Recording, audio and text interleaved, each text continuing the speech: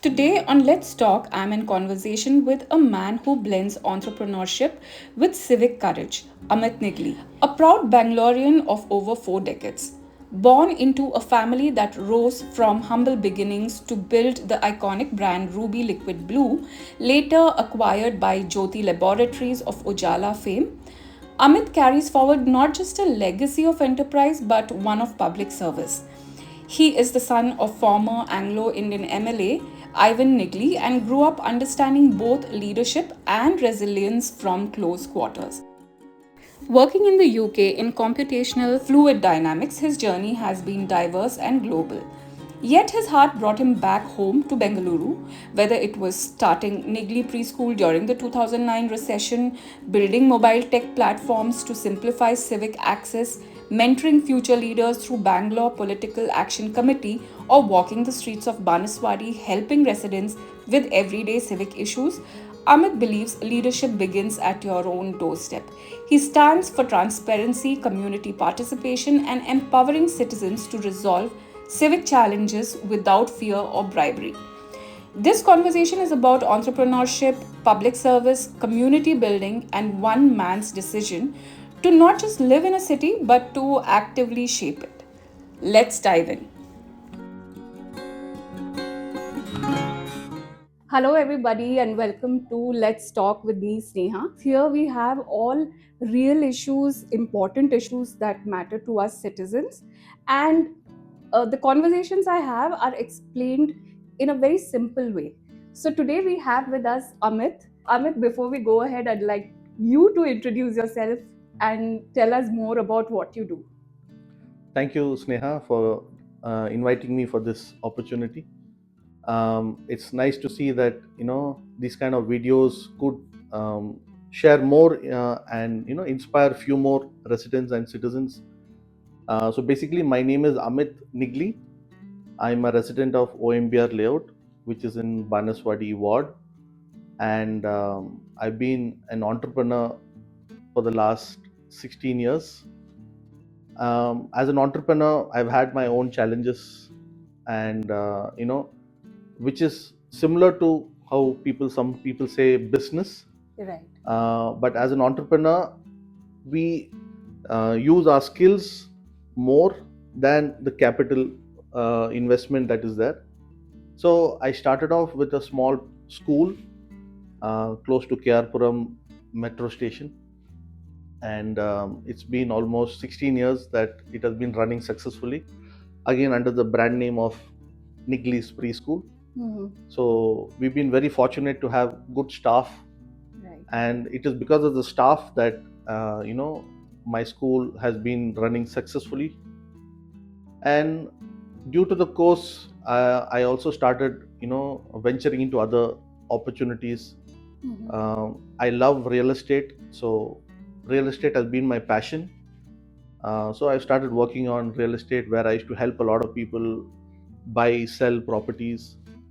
And then slowly I got into mobile app development. Again, that was by chance. So now I have a small team where we develop small apps for small companies.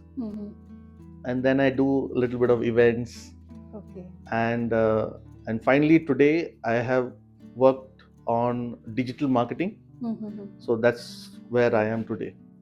So I must say you are a multi-potentialite because there's so much you've been doing, Amit. In fact, right away, I would say one thing I've learned from this conversation is if there is any idea, just go for it. It's not that an individual has to only focus on one aspect of his or her life, right? So it's very interesting to know all of this. And also, your dad has been a former MLA, right? Yes. Tell us more about that.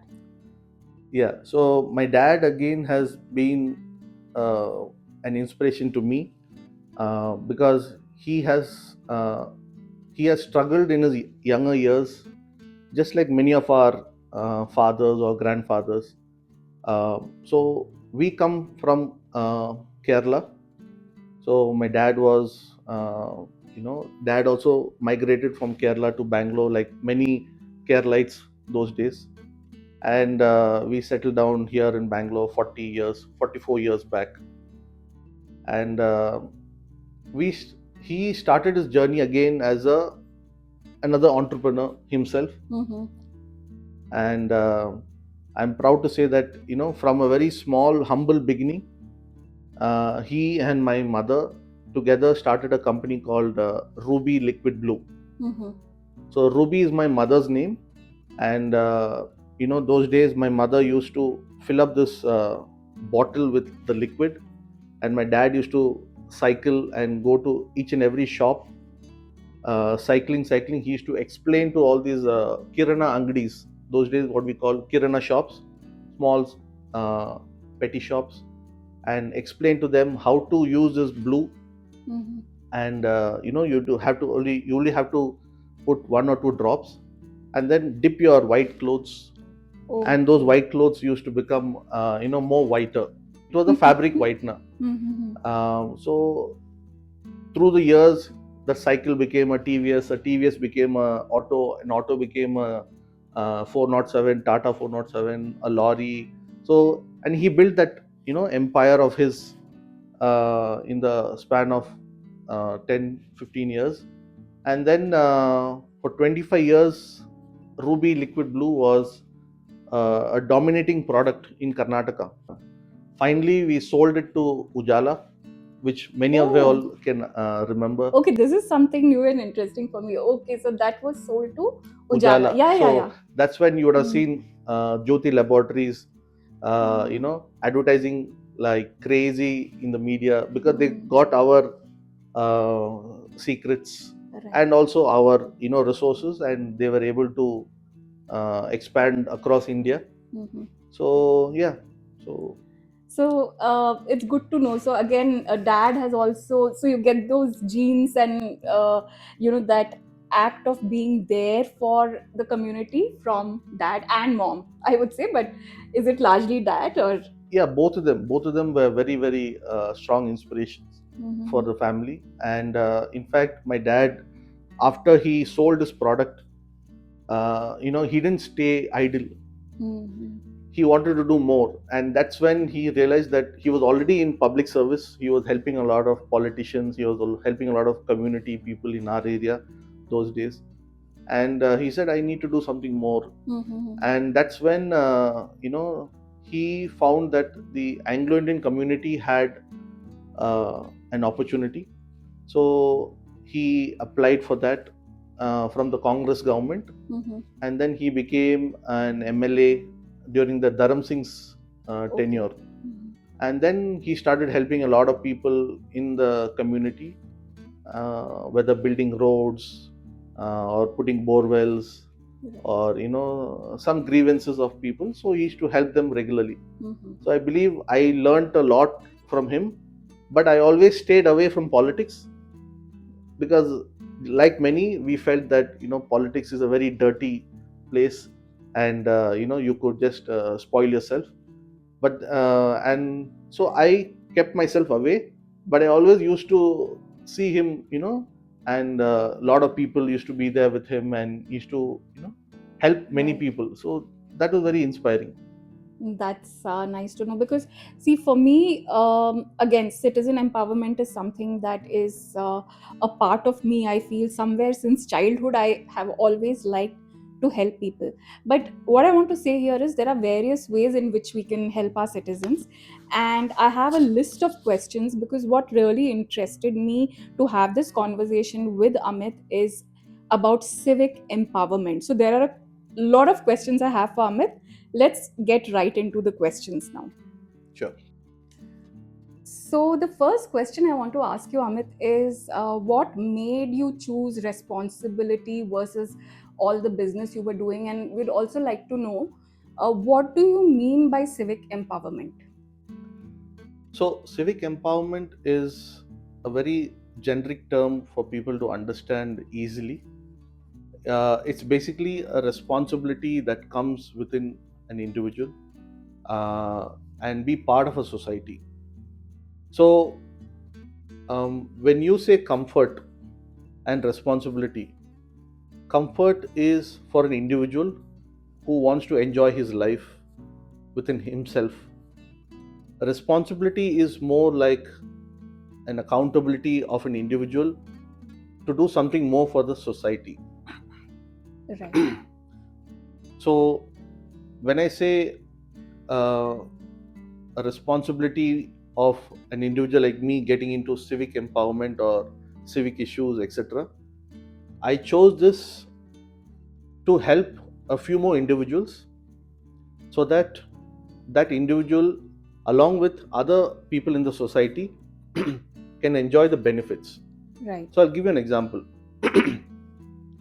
So if I'm living in this street and I can see that with my experience or with my influence, I can keep this street very clean, the street lights working, etc. But I also need to move towards another area. Like for example, I need to move to Sadashiv Nagar, I need to move to Indra Nagar. Imagine if people are not taking care of that area, it will be filled with garbage, the lights will not be working, and when I go there, I will be a little sad, I will be a little depressed, and I start complaining about the system. So if people over there in that area start doing things like me and many others who are taking leadership in their own vicinity, that street will become beautiful, that street will become safe for women to walk on the nights, that street will become a motivation for another resident in another area. So we are all learning from another inspirational story, another motivating person, etc. So I also got motivated, I also got inspired by my RWA, my Resident Welfare Association, because they taught me certain things. There are other organizations which taught me a few things. So that is how I got involved in civic empowerment. Got it. And I think that is a very noble thing to do. For somebody, it might just sound very simple that the streetlights are working or not working. It's not a big deal. But you're right, this is a big deal for most women in the society. And garbage is another issue which everybody is facing. But I get it. It's more about educating people, inspiring them to come together as a community and make a difference in each one's life. Exactly. For someone who's challenging corruption, what's the first brave step according to you? It's not easy. Even to go pay the electricity bill or get a BESCOM guy to get things rectified, it's such a long drill. So, how can we, take care of this aspect? So as I told you, I was an entrepreneur doing very good in my own business, and uh, slowly I, even to start a business, even to start this business, those days we had to get a certificate called VAT certificate. As an individual, as a proprietor, I had to apply for that VAT certificate, and I had to go to Indra Nagar. So when I went to the Indra Nagar VAT office, I told I wanted to apply for this certificate, sir, and he said, "You'll have to pay me 10,000 rupees." I said, "For what, sir?" No, this is the thing, because it has certain clauses you have to fill. So I didn't understand, because I was a novice in this. As a young boy, I go back home upset, and my father looks at me and says, "What happened?" I said, "I'm supposed to pay 10,000 rupees for a certificate. I don't know where to get it from. I don't have that kind of money." And because 10,000 rupees It's a 20 years big back deal. is a very big amount for Yeah. us youngsters. So that's when my father told, "Don't worry, we will go again tomorrow and we will try to find out how we can get it." So my father accompanies me, and he directly just walks into the director's office. And I was surprised, because we are really scared to even walk into some big officer's or cabin. And but I knew with his position, he has the power to walk into any office. So I accompany him, and I observe him talking to the officer, and the officer is very, very, how do you say, humble, and and my dad informs him that my son wanted a VAT certificate, and one of your tax officer was, uh, you know, mentioning about an extra 10,000 rupees to be paid.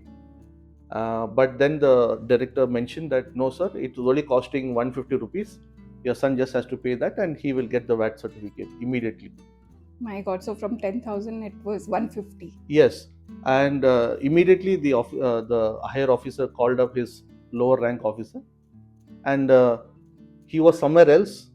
Within 15 minutes, he had just come back, and then I had given all my documents, and then I got my certificate within 1 hour. So the power out here is not about influence, I believe. It is about knowledge. It is about transparency. Irrespective of my dad being a politician, uh, he questioned the authority. And I took this as an example. I said, why not I try this?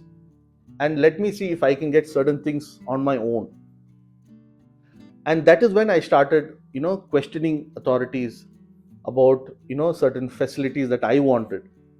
For example, when I wanted a family tree, or if I wanted another document like a ration card for another individual. So I started going with those individuals to, the officers' cabins, talking to them, understanding the process, and then I was able to help that individual get that documentation. So this process went on for a few more years. Simultaneously or parallelly, we had that Anna Hazare movement, the non-corruption movement, which inspired me and many others across the country. And we felt that, uh, why only that elderly gentleman has to do it on his own. And I could see many people, joining him.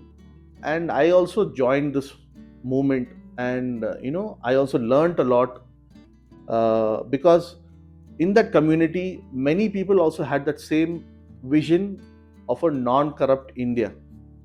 So that is what inspired me to take this forward. And as an individual, I started joining forces with friends who had the same vision, and we slowly started turning this small corruption into an opportunity for us to, uh, engage. And with this engagement, we started learning a lot. So that is empowerment. Right. That is one type of empowerment that we got. And because we learned this empowerment, we were able to help a few individuals. No, in fact, this is very true because a lot of us just end up leaving the place only because we feel, we don't know how to approach this. But I think a good thing to do is educate ourselves by engaging in community conversations and asking the right questions. Something as simple as that can make a huge difference, right? And sometimes we need people like you to remind all of us that things are possible, provided we start having more conversations around this. So this was really inspiring to hear from you, Amit. Thank you. Yeah, I want to also know from you now, when you say community engagement, give me some examples of what do you mean by it. I mean, I got it, but what are the kind of events you host, and why do you host them? What is the agenda? See, few years back, a gentleman told us that, we have got so much of benefits for living in this society. When I say that, uh, you know, many of our senior citizens have planted trees. Many of our senior citizens in our area have helped in getting some roads done, have helped in getting some name boards placed. These are all through the community. These individuals also had some inspiration through somebody else, and because of that, they have done that. So when I was also part of that community, I also learned how to work on these kind of projects. And I said, now we need to give them something back. So imagine we have a lot of senior citizens in our area. 20 years back, they were all fit and they were able to run around and get the work done. But as they age, they also need a lot of support from youngsters like us. So that's when I started, helping them in um, working around these projects. For example, uh, medical camps. There are many senior citizens who need some kind of assistance for their healthcare. So we started speaking to some hospitals and bringing them to our area, and we conducted free medical camps. So there would be heart checkups, there would be blood pressure checkups done, there would be some doctors there with them to support. So that is the healthcare part. Then we had awareness about terrace gardening. So many people don't know that they can even start planting trees in their own, I mean small plants in their homes. And I have seen some homes having trees also, small trees. So it's an initiative that starts at home, and with that an individual starts seeing the benefits of a bigger tree in their street. See, everybody likes to go stand in front of a tree when it is very hot. Everybody wants to use the shade of the tree. Everybody wants to enjoy the fruits of the tree. But not many people are happy to plant a few trees. So I think we all need to start taking care of small plants at home, and slowly that initiative starts with another initiative by going to places where in the roads, if there are no trees, plant a few trees with the help of the government. The government also has the forest department who help you give some saplings, and you could plant them in your street or wherever you feel that there are no trees. So that is again another initiative. Then we've also conducted events related to e-Khata. So these days, a lot of people were trying to understand how to get their e-Khata, because the government has made it mandatory. Not mandatory, sorry. Government has initiated the concept of converting the paper document of a Khata into a digital format called the electronic Khata. So whether it is A Khata or B Khata, you're just converting it to an electronic format, which will help new buyers also identify fraudulent documentation, etc. So it will help new buyers also safe. But now a good initiative by the government is converting all the B Khatas to A Khata. So there's no more confusion about that. So we'll have to create more awareness how to do that. Then after that, we have conducted related events related to voter IDs. Many people, lose their voter ID and they don't know where do they have to vote, or they would have come from another state. They need to migrate their voter ID to uh, this local area. So all these kind of initiatives of conducting events related to these we have done with the support of the association. Sometimes whenever the association is busy or not able to, uh, we start joining hands with volunteers, and that's when we start working on welfare activities. So welfare is a very important part of a society, because we need to start meeting other people, we need to start interacting with other neighbors of ours, so that we have a happier society, and we we enjoy each other's company. And I personally am invited to many of the residents homes during their festivals. I also invite them to my home. So these are joyful celebrations, and we conducted recently the Bengaluru Habba, and that was again a very successful event. We did it last year in 2025, and we have also done it in 2026. So the Bengaluru Habba has been very successful with the initiative by the government of Karnataka and Unboxing Bengaluru and Bengaluru Habba team.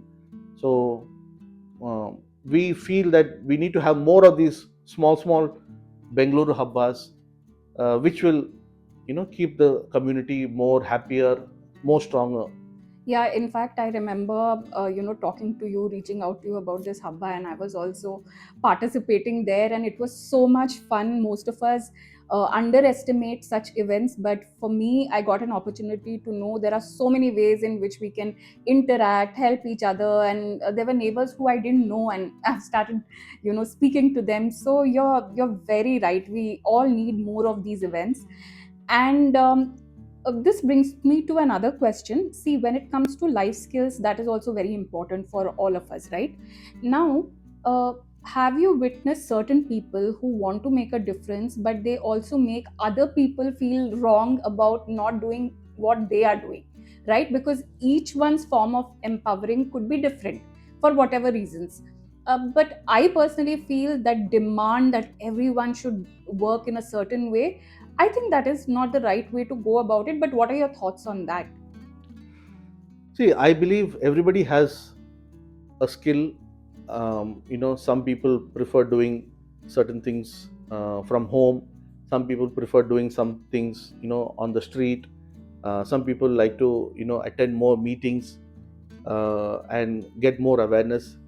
Uh, so we should not be, judgmental on this subject.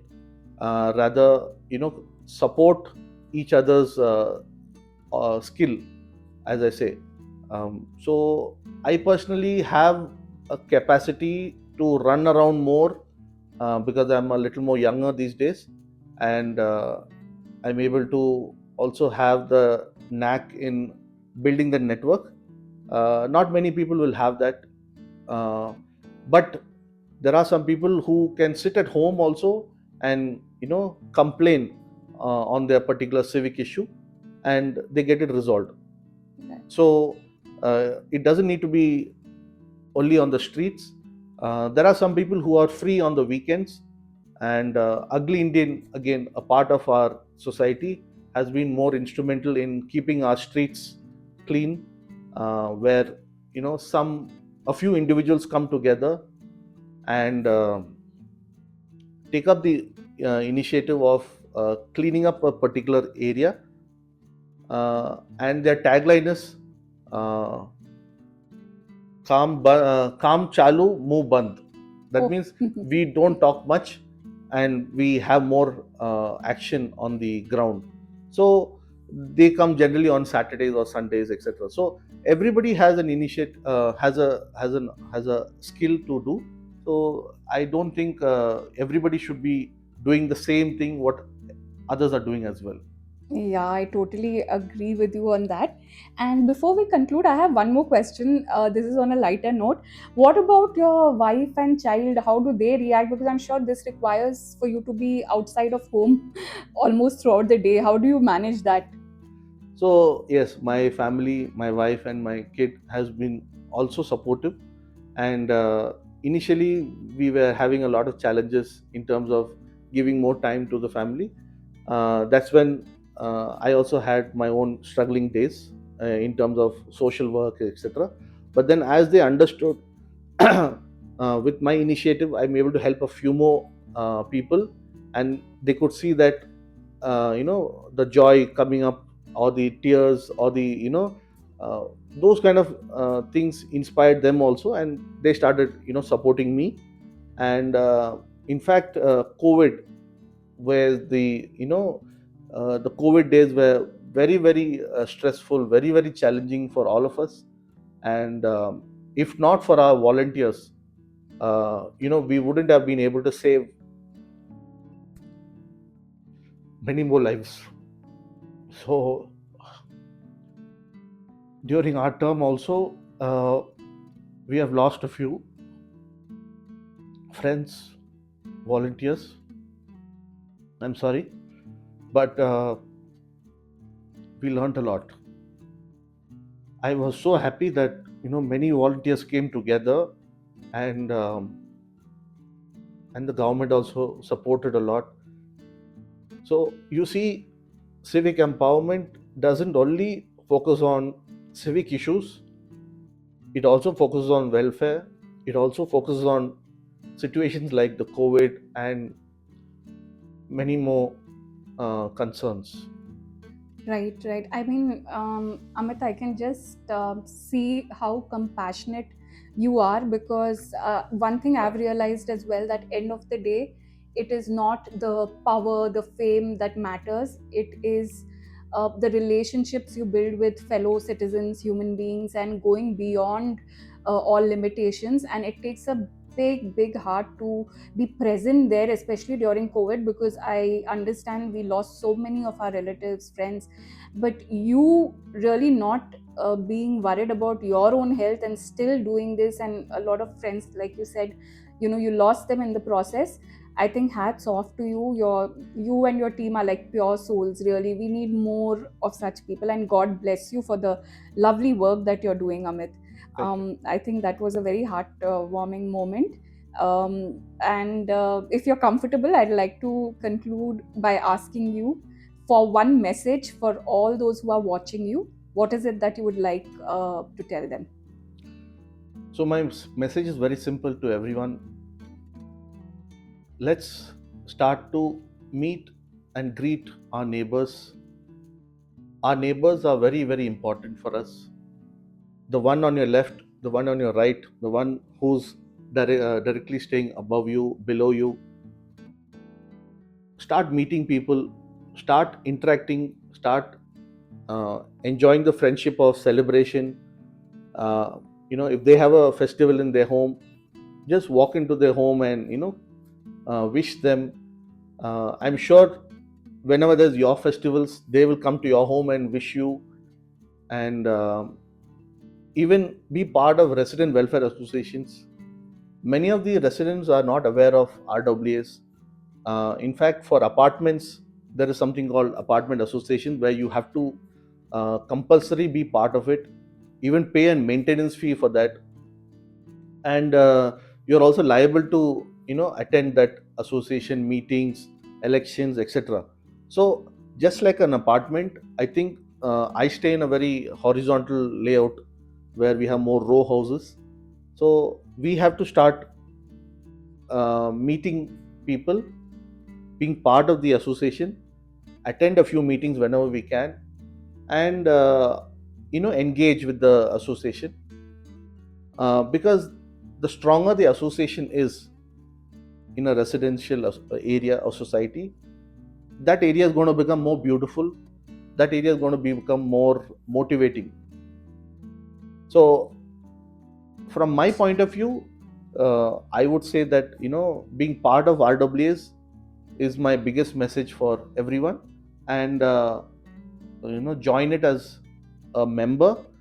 If you have the leadership qualities, start joining it as a committee member, and then even go ahead and stand for the vice president, president, etc. And uh, you know show that your skills will be able to motivate a few more, and the society will be much more cleaner, much more better, and we would set an example to our children.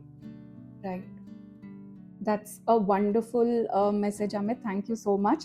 And I just want to ask you, in case anybody wants to reach out to you, either contribute in whatever way they can, or maybe just some advice, how can they reach out to you? Is there like a page or something? Yes, so I'm available on the Google Maps. Anybody can just type Amith Nigli and they can come to my home. uh, I can share my number, and then you could share it on the screen. My number is 94498 18450. So residents can reach out to me. I have no restrictions, to meet people, or to take up their calls, or help them whenever they need. But you must also understand that I also have my own bandwidth. I will not be able to do more than what I can do. So this is where I'm doing more civic empowerment. So I teach more people. I try to inspire a few more, so they can do it in their own areas, and they could be leaders for their own community people. So we need more leaders, is what I feel. Thank you. Right. Thank you so much. What an excellent conversation it has been. And once again, Amit, really, I wish you all the success in making India an amazing place to be, with lots of love and empathy and joy, health, everything. And the same for you and your family. So thank you so much for your time, Amith. Thank Thanks. you. Thank you so much.